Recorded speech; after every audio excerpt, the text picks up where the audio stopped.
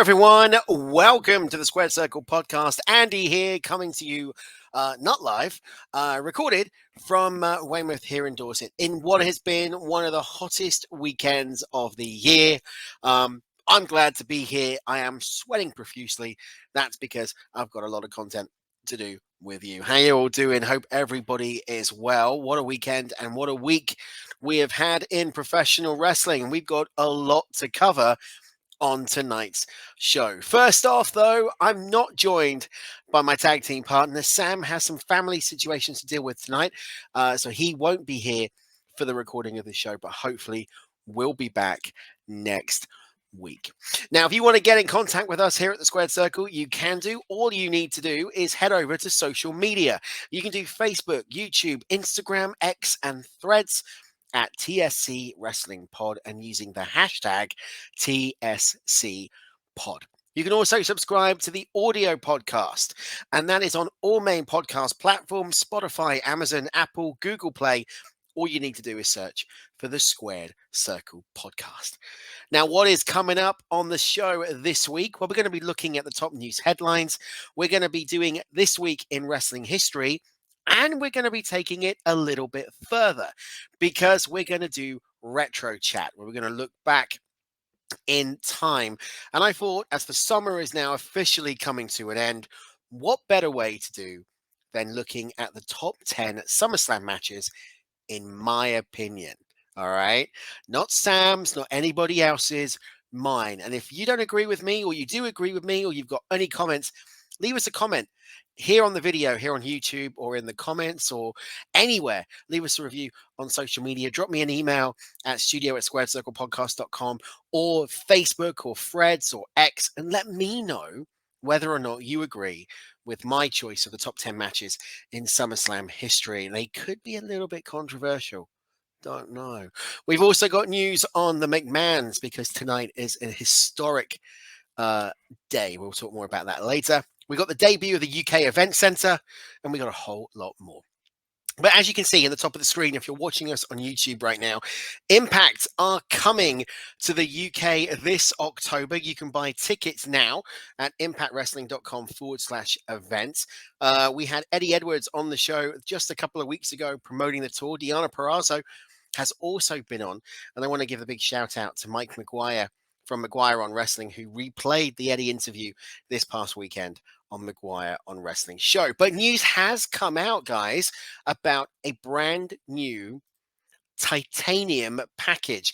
So if you're buying tickets for the event, you can have a guaranteed front row seat, a pre-show afternoon tea with the Impact stars, a post-show commemorative ringside photo, limited edition autograph tour poster, exclusive meet and greets, cameo style video messages from any Impact star personalized to you, an exclusive Zoom Q&A with the stars of Impact Wrestling. You could be one of the first fans admitted into the arena, and you get 10% off all Impact merchandise. Now, that is the UK Invasion Tour Titanium package, available now at impactwrestling.com/events. But in other news, we've had the first few names announced for who is coming over. So we're going to kick it off. It's yourself. Grado is coming. I will never do. When am I going to learn not to do accents on this show? Grado is going to be at the UK Invasion Tour, of course, fresh off Wembley Stadium and All In 0 Hour with a guitar shot. Sorry, not a chair shot, to Jeff Jarrett. Grado will be in the house on October the 26th in Glasgow, October 27th at Turning Point in Newcastle, and both October the 28th and 29th at Coventry. He will be there. Also joining Grado is former Impact World Champion Josh Alexander. He will be at all dates. And the reigning and defending Impact World Champion Alex Shelley will also be in attendance at those 4 shows. And of course, we're expecting a lot more, including, I'm sure, the virtuosa Deonna Purrazzo. But are we? More on Deonna coming up in the show. Right, let's do it. Let's move on. We're going to try something different. We're not going to change the music up. We don't need to do that. You know the format of this show. Let's go to the news round. And we're going to kick it off with some news on Saraya. Now, the reigning AEW Women's Champion spoke with Women's Wrestling Talk about possibly clashing with Impact Knockouts champion Trinity Fatu, who she knows from her time together in WWE. Now, she says, I don't know about indie promotions, but I would love to go against Trin. Maybe I carry the AEW Women's Championship and then I take the Impact title off her. And hell, I'll go to New Japan and I'll take that championship too and carry them around. I'm like Thanos. I love that reference. With the championship belts, I want to take them all. I'll take Statlander's belt, of course, the reigning TBS champion. I'll go on and get the trios. I'll take them all. I'll get MJF's championship. I'm taking them all, Tony. I'm coming to work and I'm stealing the belts. Do I have a match? No, but I'm just going to steal them. I'll stick to outright stealing them. Shifting subject, Saraya explained why she thinks AEW should add women's tag team titles or trios belts. She said, I would love for there to be a female trios championship or a regular tag team championship of women, because we do have 2 women's titles, and that's awesome. But there are so many women on our roster and so many women that are in tag teams. Why don't we make a tag team championship? Who knows? Tony always has great ideas up his sleeves. And you know what? I'm not totally sold on the idea of more championships in professional wrestling, especially within All Elite and within WWE. I mean, we've seen in the Federation how those women tag team titles have been cursed by injury. Do they mean anything? AEW has got such a convoluted roster at the moment that to add another championship in would potentially be quite difficult to manage going forward on that roster. But, never say never. I don't know. I don't know what the future holds for the women's titles.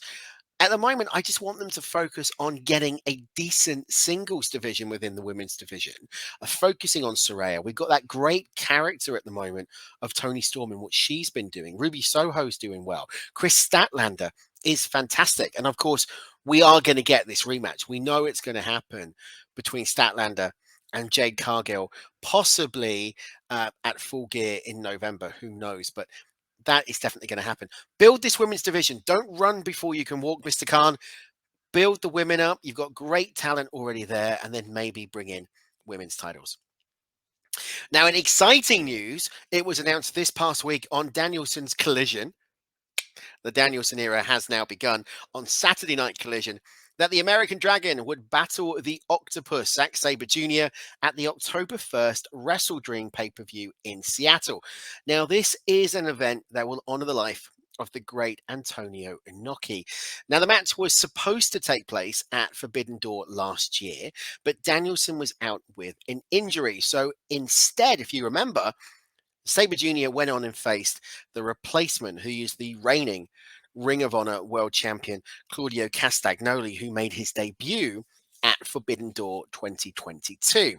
Now, following his match at New Japan's Road to Destruction event, Sabre made the following comments on the matchup. Dragon bollocks, Bryan Danielson. About bloody time, about bloody time. I've been waiting, mate. I've been waiting. I can't think of a better time and a better place than Wrestle Dream October 1. The whole event is in honor of Antonio Inoki, and I can't think of a better way to honor Inoki than to find out who the best technical wrestler in the world really is.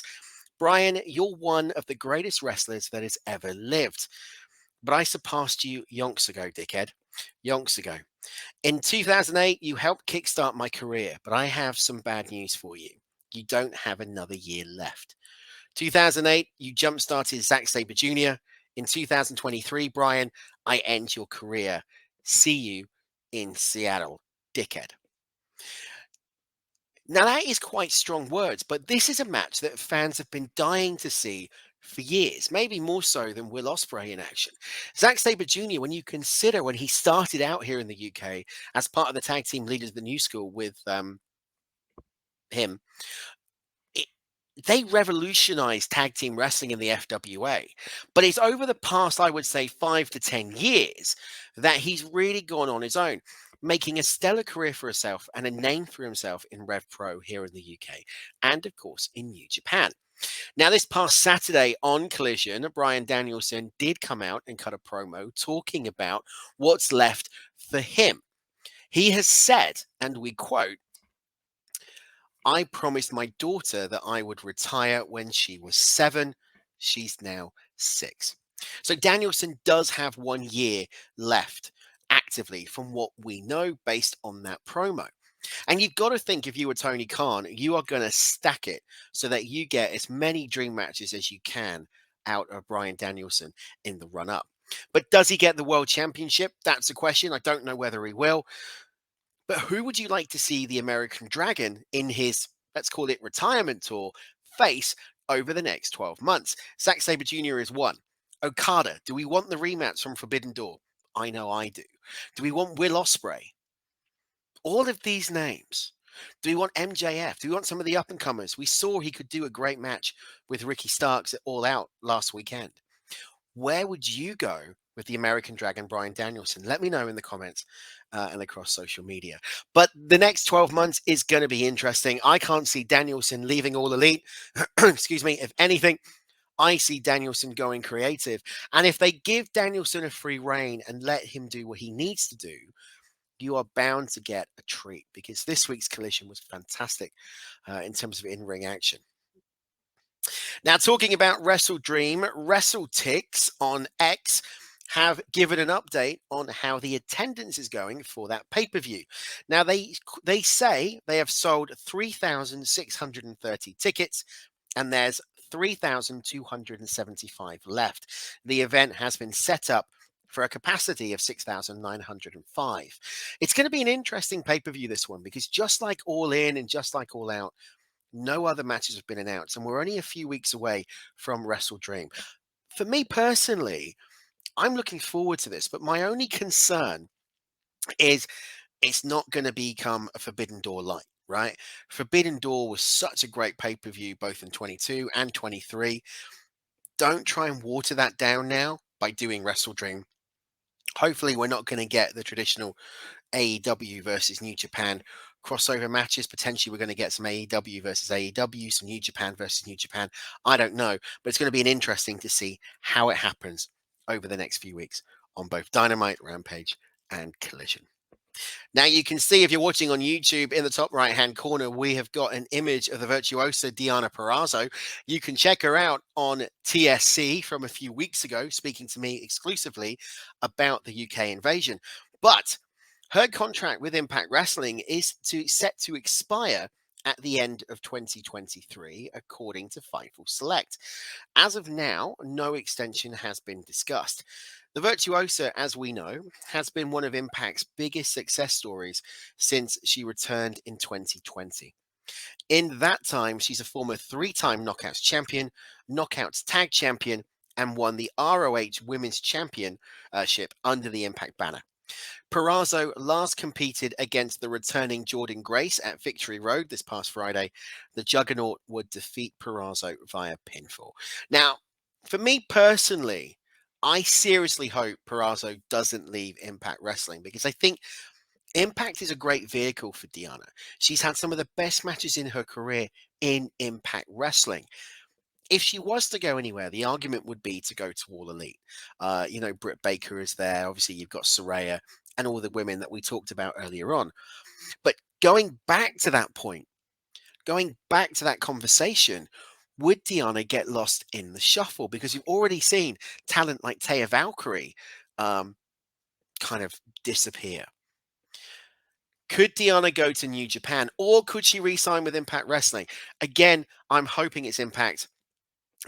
She's very fond of Impact Wrestling. She's very passionate about Impact Wrestling. You got that in that interview that we did. And I, for one, cannot wait to see her in the UK as part of UK Invasion this October. Now, over the past weekend and over the past week, we heard of an AEW talent who had finished up with the company, and that was Sonny Kiss. And that was confirmed by Tony Khan at the All Out press conference in Chicago. This past week, the 30-year-old took to X and released a statement based on her reflections about leaving. She opened up about the last 4 years of AEW how much she's learnt, and what she's looking forward to in the future. And that statement is as follows: 4 years of living my dream, traveling, making friendships, working with my childhood heroes, and growing into the human I've become right before everyone's eyes. And of course, being part of some historical events with groundbreaking wrestling promotion All Elite. I have made quite a few mistakes along the way, but I also have learned some valuable lessons. I'm incredibly grateful for it all. In December, I'll be 30 year old. Yeah, it's 30 years old. I can't speak. With 10 years of wrestling under my belt. The fun part is I haven't nearly touched the surface of what I am capable of. I know my journey in pro wrestling would not be an easy one, regardless of my talents. The best part of it all is that I showed people like me that anything is possible when you're working your ass off for it. It may not come easy, but it will come. Sometimes you have to fail and fall all the way down to reignite that fiery passion once again. So now what? I'm the Concrete Rose Sunny Kiss, and I am a free agent. I am so ready for this next chapter. Let's continue to break those barriers down and shatter those glass ceilings. Where to next? Now, Kiss's biggest highlight in AEW was competing against the American Nightmare, Cody Rhodes, for the TNT Championship back in 2020. She also tagged alongside Joey Janela for many months, but the team would eventually break up. So you've got to think about, where does Sonny Kiss go? Now, Joey Janela has gone back to GCW. He's making a name for himself again on the independent scene. Um, there is loads of talent out there, and we've seen that across the indie scene. For me personally, I would love Sunny Kiss to come to the UK and compete against the reigning PCW heavyweight champion Ollie Burns. Ollie is a great talent, or which is now Priscilla. Absolutely tremendous talent. Former FWA Academy, FWA, worked for WAW the Knights. Those two could have a cracking match. In fact, I remember seeing Ollie for a company called Kapow, based here in the southwest of the UK, competing against Cassandro from AAA, and it was a tremendous match.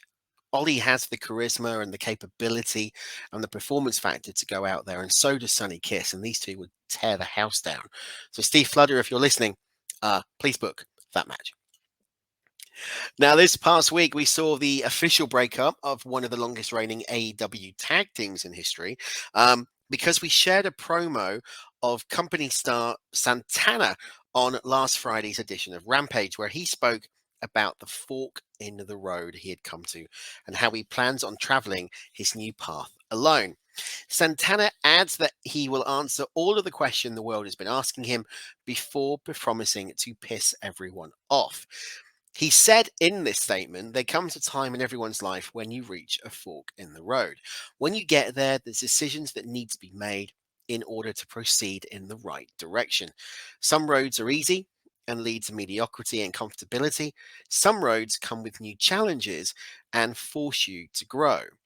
If there's one thing that I've learned through this process, is that you can't depend on anyone to have the same passion or drive, or hell, to even have your back the same way that you would. With that being said, the world has been asking all these questions. Now the world is about to get all the answers. The road I've chosen to take is one that must be taken on my own. No crutch, no crew. All I've done my entire life is bet on myself. And I'll tell you this, I'm not here to be another guy in the game. I'm here to be the game. I know I'm going to piss a lot of people off, but you ask me if I give a damn.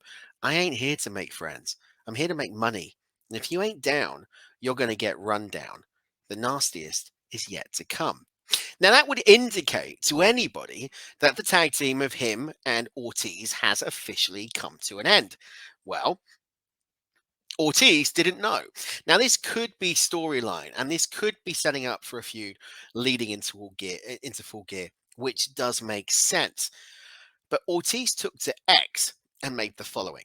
What a way to find out years of having your back meant nothing. Good luck without your crutch. Just remember it helped you walk for the last 14 plus years. Hope your legs are good. Thank you for being honest for once, but you couldn't say it to my face. You know you still can, right? If I was a betting man, which I'm not, because I always lose, I would say that this week on Dynamite or this week on Collision, we're going to get the next part of this storyline. Do I think Santana and Ortiz should break up? No, I think they were a great tag team. I'm intrigued to see what they can both do on their own in singles action. And I think they were shackled quite a lot by Jericho in respect to the Inner Circle. I think that really did hurt Santana and Ortiz. But saying that, you know, you refocus these tag teams, you put them back together again, you put them up against the likes of the Hardys, like FTR, like Aussie Open, like the Young Bucks. There is scope here. They could still do some damage. So I'm intrigued about where they're going to go. Not sure really where this is going to play out. Now, this past weekend at Impact Wrestling Victory Road, one of the best announcements was made in recent memory. And that was the newest members of the Impact Wrestling Hall of Fame that will be inducted over Bound for Glory weekend in October, sorry. Mike Tenay and Don West. They're going to get inducted at Saturday, October 21 from the Cicero Stadium in Chicago. Don is being inducted posthumously. He passed away in December 2022 after a battle with cancer.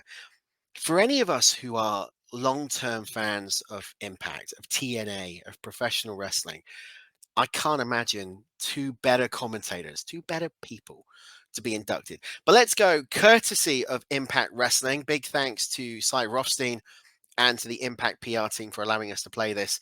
This is the official announcement from Victory Road. We'll see you after this. The foundation of any great song is the melody. The melody allows you to feel. It transcends all boundaries. It is what unites us all. You've got to be freaking kidding!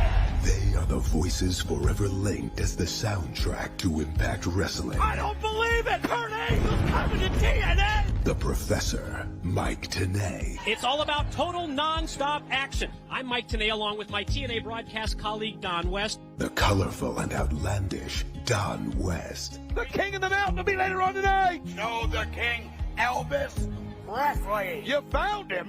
Morning comes, new light and clouds are breaking. Dawn reveals our view. But the sun, it don't shine the way you do. On October 21st at Bound for Glory in Chicago, Mike Tenay and Don West will forever be enshrined in the Impact Wrestling Hall of Fame.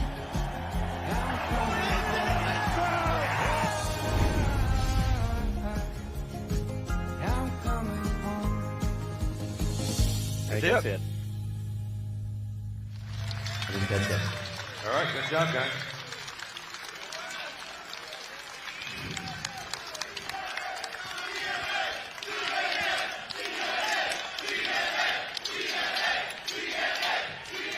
To provide the lyrics to the soundtrack that Impact Wrestling creates is to attempt to meet the standard set by Mike Tenay and Don West. One of the greatest commentary teams in the history of professional wrestling will make its home in the Impact Wrestling Hall of Fame at Bound for Glory.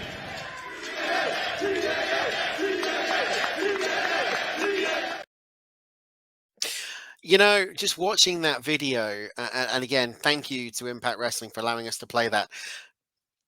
It just goes to show you how passionate both Mike Tenay and Don West were.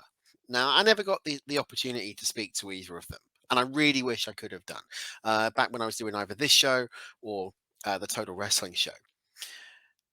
The one thing when you think about Impact, when you think about TNA back in the early days, you can't help but think about the Professor and Don West.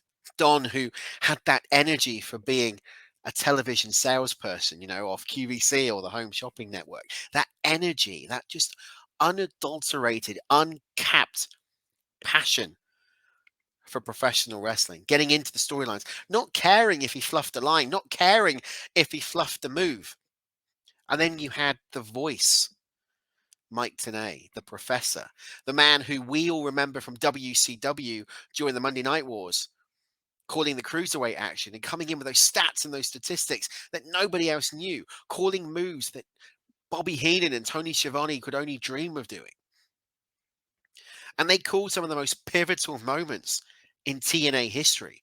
The opening, the arrival of Kurt Angle, Samoa Joe, Christian Cage. It will be an emotional night if you're a wrestling fan, because Mike Tenay and Don West never really got the respect that they deserved, especially someone like Don West. And I remember covering the passing of Don last year right here on this show. And I remember talking about how the wrestling world kind of sent all their love to Don when he had the cancer. What an achievement for Mike Tenay and Don West. Bound for Glory, they will be a part of the Impact Hall of Fame. And I cannot wait to watch it. I cannot wait to buy Bound for Glory on Fight. And I cannot wait to see the induction of Iron Mike and Don West. I'm getting a bit choked up about it. I think some people can know. And that might, some people might think, oh, get over it. It's professional wrestling. It's scripted. It's blah this. It's blah that. Yes, it is scripted. Yes, it is sports entertainment. Yes, it is choreographed. But there are certain individuals that make a mark on you as a person, right? And I grew up to the sound of Gorilla Monsoon and Jesse the Body Ventura and Bobby the Brain Heenan and Gorilla Monsoon and Jim Ross and Jerry the King Lawler. And they took you through those stories. They took you through some of the most captivating moments and historical moments in professional wrestling. And you had that with TNA. You had that with Don West and Mike Tenay. And Impact, I love Impact a bit. Everybody knows that I love Impact. The commentary team was never the same again once they split Mike and Don. Taz is brilliant, but Taz wasn't as good. Tom Hannifan, now, brilliant job. Absolutely brilliant. And I would love to see Tom Hannifan and Mike Tenay on the booth. I would love to see Tom Hannifan, Josh Matthews, and Mike Tenay on the booth. 3 passionate guys, 2 new generation and 1 legend.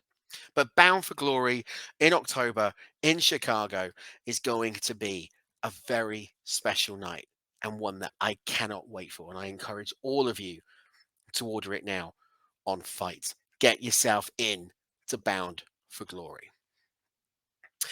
All right, that's the news round for this week. Let's have a look now at what happened when we rewind time and we go to this week in wrestling history. And we got some quite, good ones for you this week, as if they're not always, they're not always good. They're always brilliant. This week knocks it out of the park. Let's take a look. So we're going to kick it off.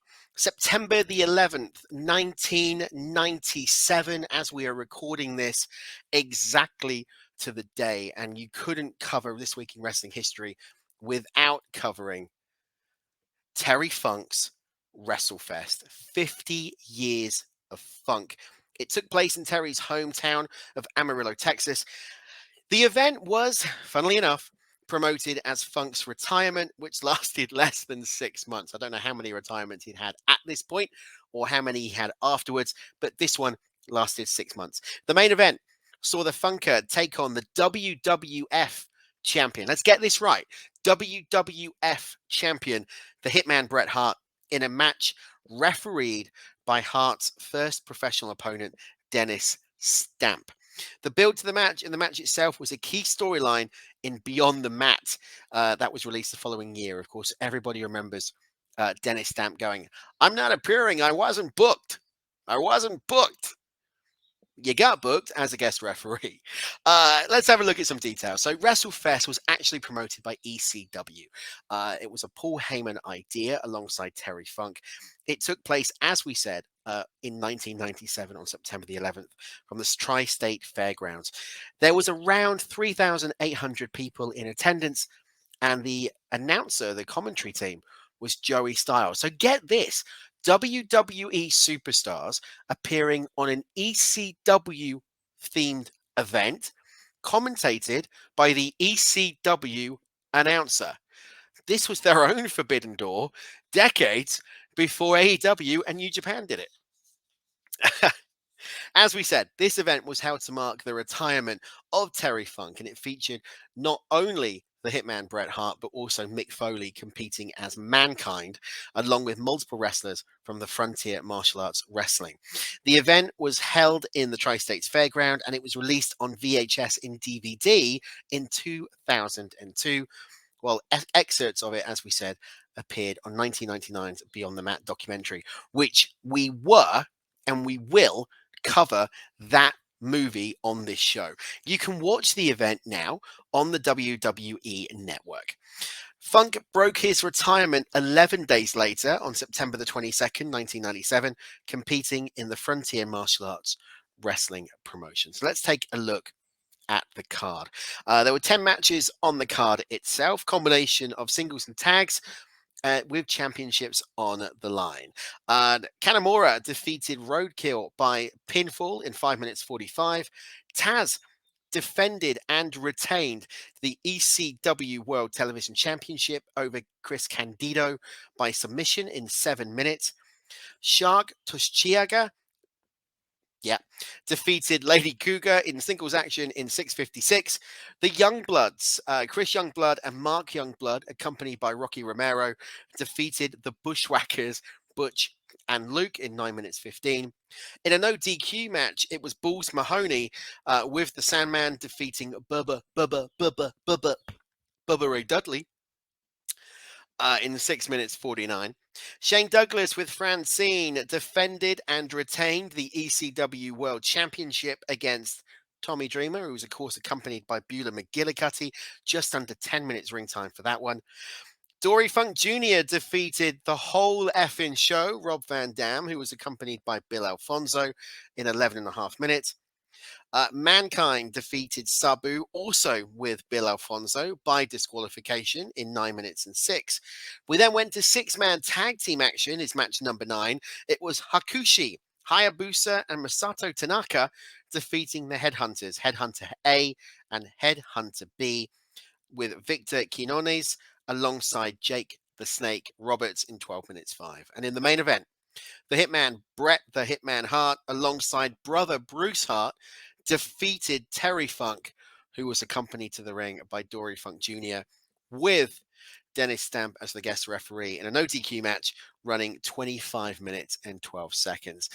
It was a great match. It was a great event. And if you go back and watch it now on the WWE Network, or if you've got the original release on VHS or DVD, just seeing the way the setup was, how low key and indie promotion this was, and seeing the Funker coming out without any confines of the promotion was just electric. And you know what, you kind of forget how groundbreaking and how respectful everybody was for the Funker.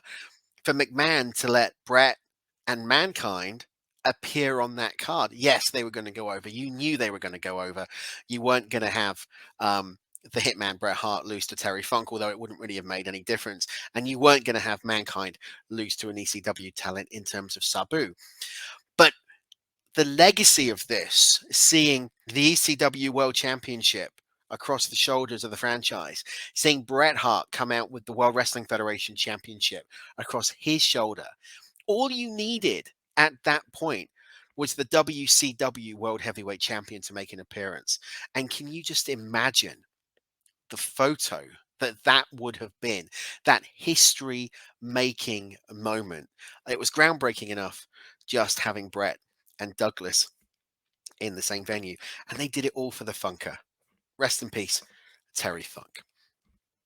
All right, the next one we're going to look at right now is the middle image. Of course, that is Stone Cold Steve Austin, otherwise known in WCW as the Ringmaster, because on September the 15th of 1995, WCW President Eric Bischoff did the now infamous termination notice via FedEx to one stunning Steve Austin. Austin was out with injury, with a triceps injury at the time. Now, Eric has gone on record stating that when he fired Austin, he didn't see him as a marketable performer. Yeah. don't need to go into detail on that, really, do I? Because, Steve Austin is the GOAT. He's one of the greatest of all time. Argument would say, is he the greatest performer of all time? Is that someone like Brett? Is that the Nature Boy Ric Flair? Is that The Rock? Is that Bryan Danielson? But Austin's legacy in professional wrestling is unparalleled. If you think about what Austin did when he joined the WWF, and actually, a lot of people, and me included, I've been a wrestling fan since 1985, 86,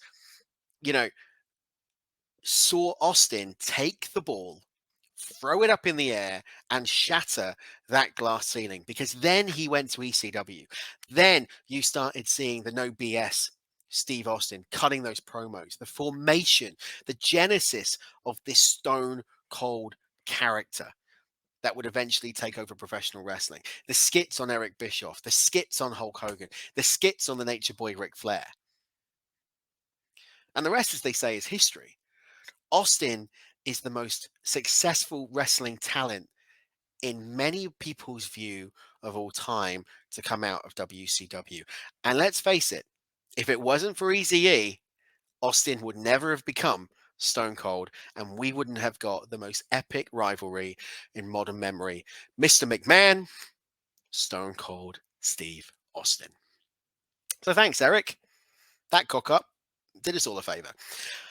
Last but not least, September the 17th, 2017 is synonymous as legendary former wrestler, manager, and commentator, the Brain, Bobby Heenan, passed away at age 72. And what can you say about someone like the Brain, like Bobby Heenan?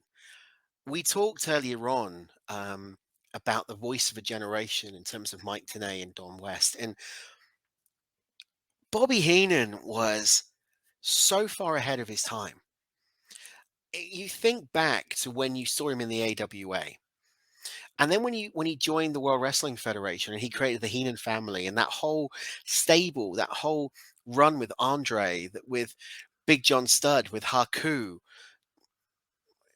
with Ravishing Rick Rude, the way he cut promos, his presence outside the ring, his ability to get into somebody's mind, the comedic genius, the comedic timing. Bobby was just incredible.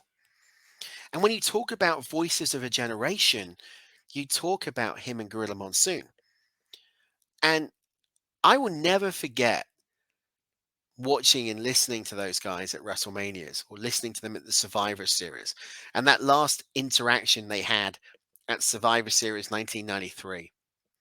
When it was after that, he went to WCW. Or was it Survivor Series 94? It's one of the two pay-per-views.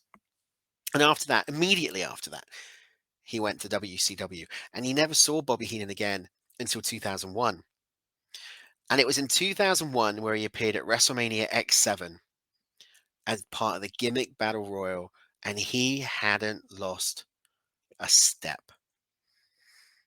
One of the greatest managers, one of the greatest commentators, one of the greatest minds of this business, one of the greatest characters of all time. Just looking at his accolades: Hall of Fame, class of 2004 for the WWE, the St. Louis Wrestling Hall of Fame, class of 2010, the Professional Wrestling Hall of Fame Museum, class of 2006, the Pro Wrestling Report Lifetime Achievement Award, 2009, the PWI Manager of the Year, 1972, 76, 89, 91, the Stanley Western Award, 2012, and the Cauliflower Alley Club Iron Mike Mazurki Award in 2004. And if you want to see how genuine the Brain was, if you want to see how passionate the Brain was, you go to 2004 and that Hall of Fame induction speech that he did. The way he looked up to the sky to pay tribute to the late great Gorilla Monsoon. Do you know what? Over the last year of the individuals that we've lost in this business, can you imagine the WrestleMania that's being put on right now? And the voice calling all of that action is Gorilla Monsoon and Bobby the Brain Heenan. Right. Tremendous. I also meant to say he also was awarded the Wrestling Observer Newsletter's Best Color Commentator of 92 and 94 and the Newsletter Hall of Fame class of 1996. A true legend, a true inspiration to everybody in professional wrestling. And I love going back and watching Bobby Heenan matches and listening to him on commentary. It's just amazing when you hear the subtle digs that he got in, that little bit of innuendo. I mean, I don't think there's anybody right now that could match Bobby Heenan in terms of that wit, that quick fire wit, that passion. He was a one of a kind generation. All right. Okay. Moving on right now. What a show we've had already. We've done the news round. We've looked at this week in wrestling history. We've talked about WrestleFest. We've talked about Deonna Purrazzo. We've talked about WrestleDream. Now, as it's the end of the summer, as the heat wave is coming to an end here in the UK, I thought it was time that we opened up an old favorite and we went back in time to some retro chat. Now, of course, if anybody who's followed my podcasting career will know Retro Chat was my show that I did just before bringing TSC back. You can watch the archives of that on the YouTube channel right now. We've done things such as WrestleMania 6. We've also looked at classic Batman, Visionaries, Thundercats. Larry Kenny joined us, the voice of Lion-O. All of these videos are available right now on the TSC YouTube channel. But I'm bringing it back. We'll be bringing it back every now and then to cover something. And one of the things that we're going to do today is look, in my view, the top 10 SummerSlam matches in history. Now, I will stress, again, these are mine. And we're going to kick off with number 10. And we're going to go back to 1989 SummerSlam, The Ultimate Warrior facing off against Ravishing Rick Rude for the Intercontinental Championship with Bobby the Brain Heenan in his corner. Now, bear in mind, it was only a few months prior to that at Trump Tower at WrestleMania 5 where Rick Rude won the Intercontinental Championship via vicarious means by Bobby the Brain Heenan holding onto the boot of one Ultimate Warrior. However, at SummerSlam, the roles were reversed. This went over 15 minutes into the match. It was just deadlock. They were going back and forth. You couldn't separate the Warrior and Ravishing Rick Rude. It wasn't until the Hot Rod, Rowdy Roddy Piper, distracted Rude, leaving him prey to the Warrior's power moves. Warrior put the champion away moments later with his Gorilla Press, granting him his second Intercontinental Championship reign and what would become the precursor to WrestleMania 6. Champion versus champion, title for title, the ultimate challenge between him and the immortal Hulk Hogan at the Skydome in Toronto. Now, a lot of people say that when you do a rematch on pay-per-view, when you take the original, we're going to talk about one a little bit later on, when you take the original, it's never the same. In my opinion, SummerSlam 89 surpassed the WrestleMania 5 match, not just because of the Hot Rod Rowdy Roddy Piper, but just because of the grandeur of it. It seemed to gel. Warrior and Rude seemed to just link better in this match than they did at WrestleMania 5. But that's my number 10. So what is my number 9? Let's go forward to 1996. It is The Undertaker facing off against Mankind in the Boiler Room Brawl. It was one of the most innovative and brutal matches in WWE history. Nothing proved as painfully surprising than the way it ended. Now, that's saying a lot about the bout that includes The Undertaker and Mankind and the setting of a boiler room, with the stipulation that it would only end when one of them took the Phenom's urn from Paul Bearer in the middle of the ring. Now, of course, the finish of this, by the time that Mankind and The Undertaker made it to the ring, they'd used everything from ladders to trash cans to the kitchen sink. But The Undertaker seemed poised to come out on top. But Paul Bearer smacked the urn right across the head of The Undertaker, allowing Mankind to get the win and ultimately betraying his longtime associate, The Undertaker, joining forces with Mankind. The Boiler Room Brawl, number 9 in my list. Great match. I remember watching it when it first aired on pay-per-view back in 1996. The only thing that I didn't like about the match was the darkness portion, because you just kind of lose it. And I think we've talked about this with Stadium Stampede at All In Wembley Stadium. Sometimes these matches are so difficult to kind of follow that when that type of thing happens, you lose a bit of gravitas in that match. But there we go. The Boiler Room Brawl, number 9 in the list. Number 8 in the list, we are going to go back to 2005. It's the ladder match. Rey Mysterio facing off against Eddie Guerrero with the possession of Dominic, the custody of Dominic being up for grabs. Now, this was one of the best storylines that I'd seen in recent memory with that time, because the stipulation was the legal custody of Dominic. The whole ordeal, as WWE.com put it, revealed Latino Heat as the biological father of Dominic, leading Guerrero to threaten to take back custody of the young boy. The match was amazing. I mean, it was what a ladder match should be. Back and forth. You knew you were going to get it. These two, Rey Mysterio and Eddie Guerrero, no stranger to each other from their time in WCW. Plenty of Cruiserweight Classic matchups. And this one didn't disappoint. But ultimately, it was Rey Mysterio getting the win. Number 7 in the countdown is the second of our rematches. This time, it's the rematch from WrestleMania 10.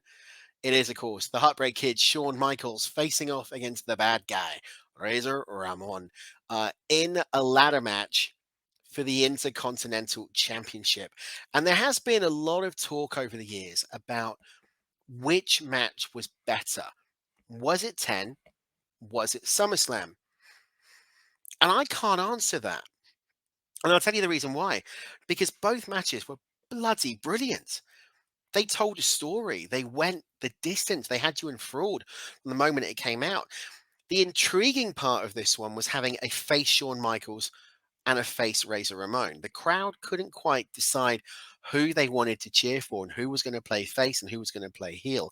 But that really didn't matter. For this SummerSlam from 1995, the Intercontinental Championship was the main event. This was the workhorse title. This is what everybody wanted. And it just stole the show, as these two would. At the end of the match came when Razor Ramon graciously congratulated Michaels on his hard-earned victory. Big handshake, big hug in the middle of the ring. The Click, well and truly running over town. Number 6 in our rundown of the top 10 matches of SummerSlam history is the second one to feature the Hitman, Bret Hart. Is it? I can't remember, actually. I think it's the first one. It's the first one to feature Bret the Hitman Hart, because we are going to go back to 1994 at SummerSlam, and it is Bret Hart facing off against his brother, Owen Hart, inside the 15-foot high steel cage. And one of the best things about this, the old school steel cage, the big blue squares, the big blue bars. I mean, this was iconic. Now, bear in mind, this feud had only been running since Survivor Series of 1993, when Owen was the only person to be eliminated in the Survivor Series match, the Hearts against the Knights. It then culminated at Royal Rumble, when they went for the World Tag Team titles against the Quebecers, and Owen and Bret lost the match. At WrestleMania 10, we had the epic opening contest where Owen got the win over Bret Hart. We then shoot forward to King of the Ring 1994, where Owen Hart becomes the King of the Ring, a year after his brother Bret had won it in 1993. You've then got Jim the Anvil Neidhart playing a part in this. He's now joined with Owen Hart. They've kind of not reformed High Energy or the New Heart Foundation, but they are a tag team, just like Jim and Bret. Now, the SummerSlam 1994 match ultimately goes down as being one of the best. It featured the return of the British Bulldog, Davey Boy Smith, and it went the distance. It was a classic within the blue steel. The match perhaps harkened back to the scenes of both the adolescent Brett and an adolescent Owen quarreling at the Hart House in Calgary. This time, however, the entire world witnessed a bout between two of the greatest ring generals and ring legends in SummerSlam history. It was, of course, Brett retaining the World Wrestling Federation Championship. Mike from McGuire on Wrestling does a lot of work with Dungeon Wrestling. Of course, with Brett is a part of. I'd love to pick Mike's brains on this and just find out what was going through Brett's mind with him and Owen back in the day running through this match. SummerSlam's top 5 now. We're in the 5th match, and this is the second time the Hitman Bret Hart appears in our list because we're going to go back to 1991 at Madison Square Garden in New York City.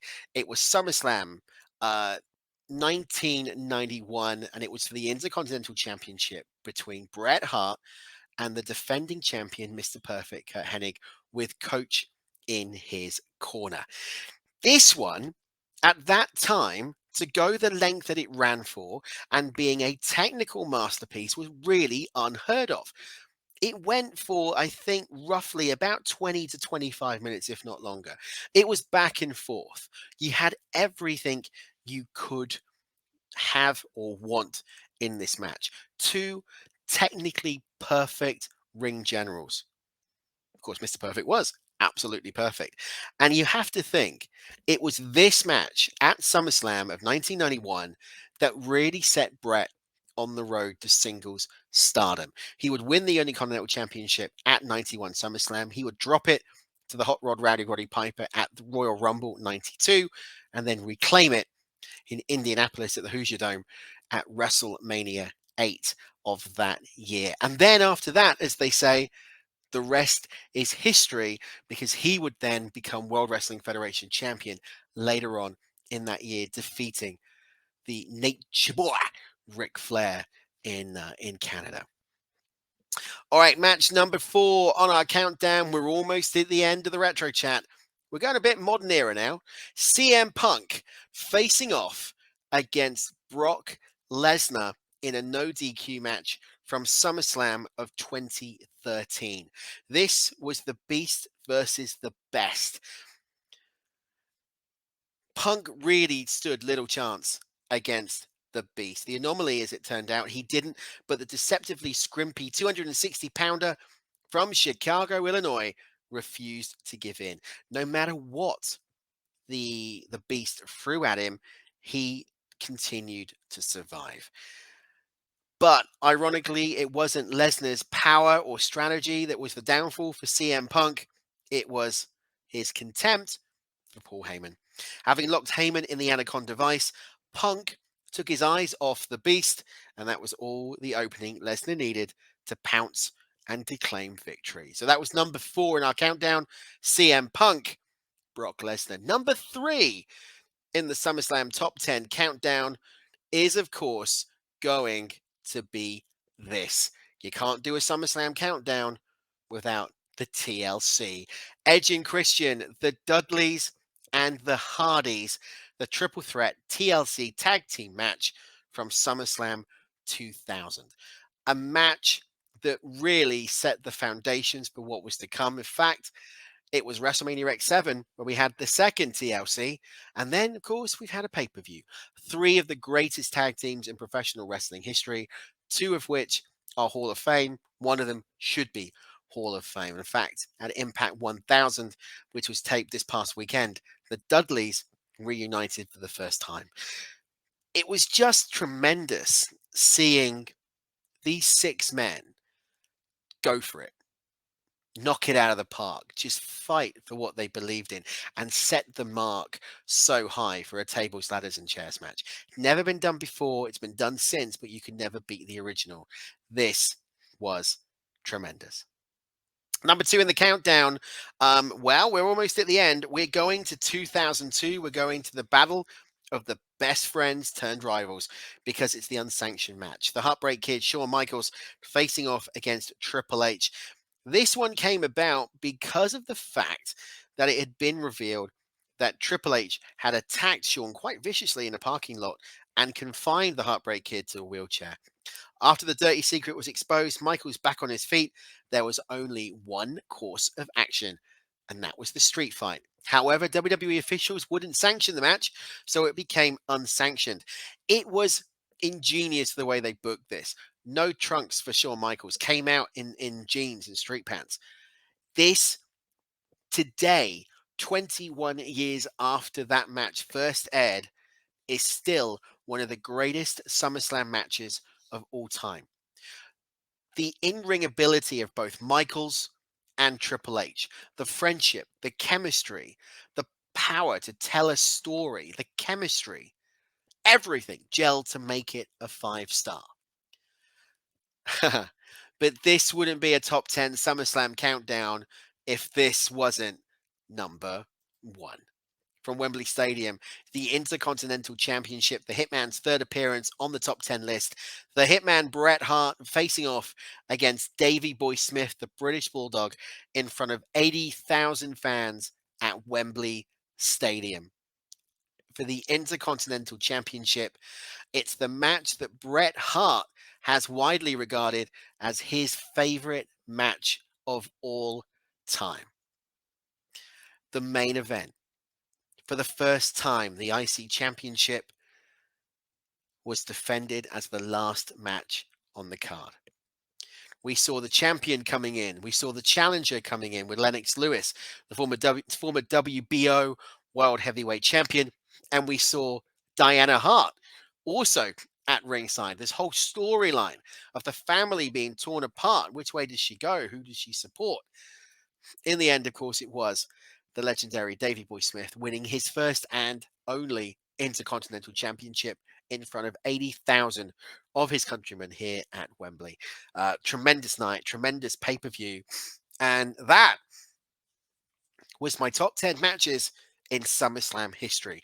Do you agree with me? Do you think my matches were right? Do you think they should be a different order? Do you think I've missed some? No women in this list. There's been some classic women's matches.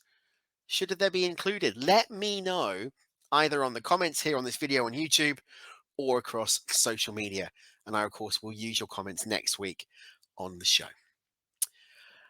All right, this show is moving on rapidly, almost an hour now, Sewing Solo. Thank you for joining me. Thank you for being part of the Squared Circle.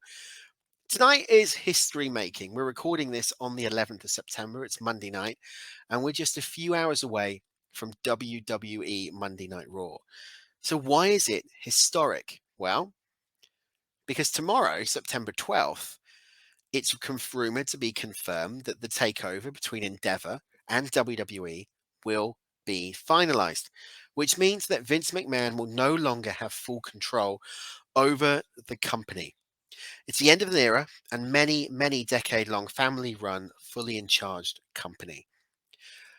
So I wanted to take a few moments and talk about the McMahons, because whether or not you've been a wrestling fan or not, or wrestling fan of the WWF, of course you're a wrestling fan, you listen to the show, or you're a fan now of the WWF. Without Vince and without the McMahon family, there wouldn't be professional wrestling as we know it. Vince changed the business. He changed the industry with WrestleMania.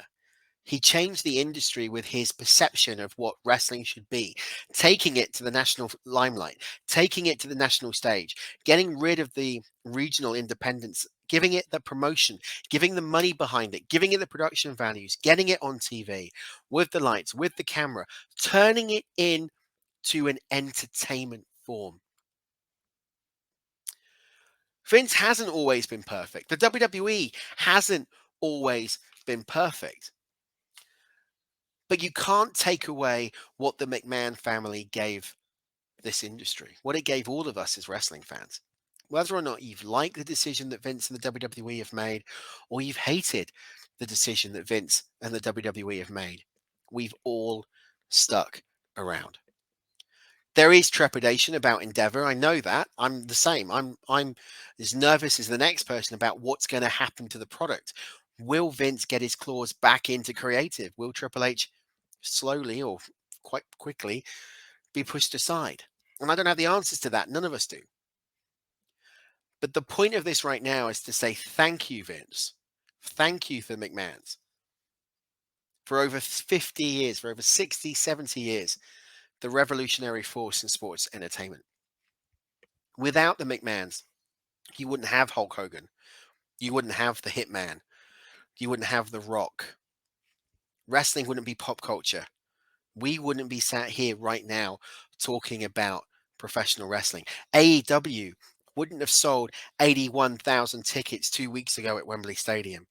Impact wouldn't be celebrating the life of Mike Tenay and Don West in the Hall of Fame. CM Punk wouldn't be all over the news. It's down to the McMahons. And it's actually quite upsetting to realize that this is it for the WWF, the WWE. What happens going forward now is completely, really out of the McMahon's hands. It's down to Endeavor. Will we see changes to the product? Will we see changes to the production? Who knows? Some would say it's an exciting era, and I hope it is. But my thoughts are also going out to all the employees in Stanford who right now we're hearing are panicking because there's meant to be mass layoffs. Not a good time during a cost of living crisis. But that's not what this is about. This is about saying thank you to Vince, thank you to Steph, thank you to Triple H, to Shane, and to Linda. The McMahon family were the first and foremost family in professional wrestling, closely followed or equally followed, depending on how you looked at it, by the Harts, by the Von Erichs, by the Funks, and by the Knights here in the UK. But I end on this bit. It is thanks to the McMahons that we are here. And it's thanks to McMahon's that professional wrestling is the industry that it is today. So join Monday Night Raw tonight. Sit and enjoy Monday Night Raw. Sit and enjoy the history as you are being a part of the last show of the McMahon-controlled era. And let's see what next week brings. Actually, let's see what Friday Night SmackDown brings, or NXT brings tomorrow when it's fully under Endeavor.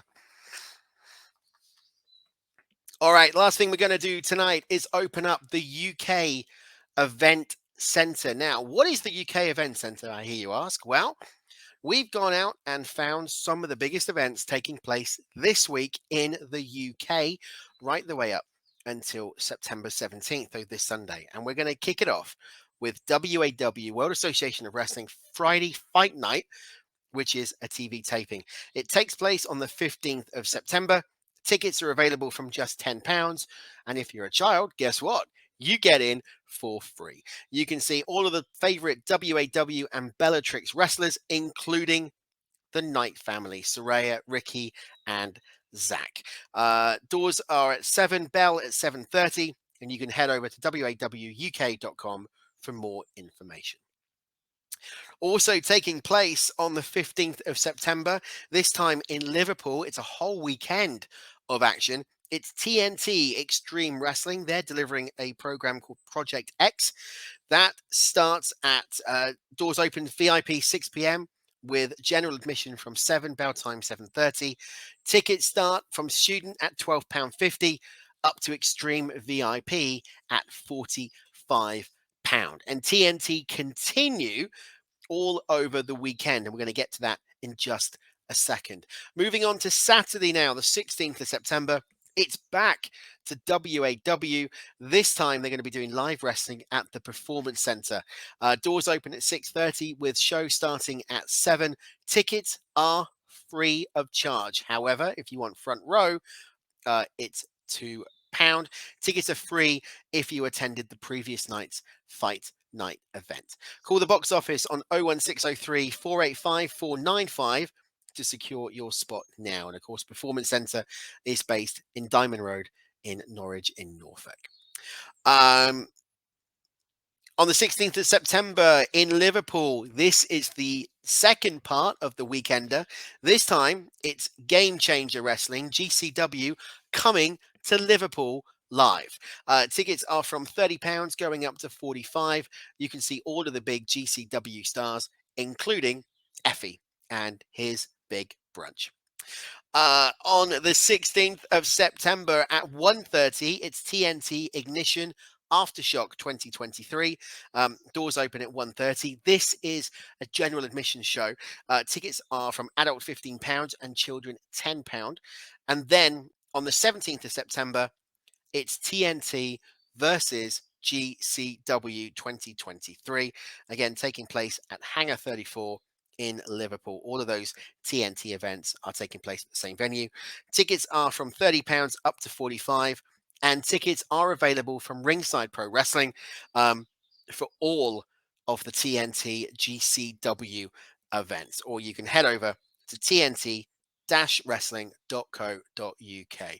So some great wrestling events taking place over the UK. And if you're a wrestling promoter and you would like to be featured on the UK Event Centre, then please drop us the line.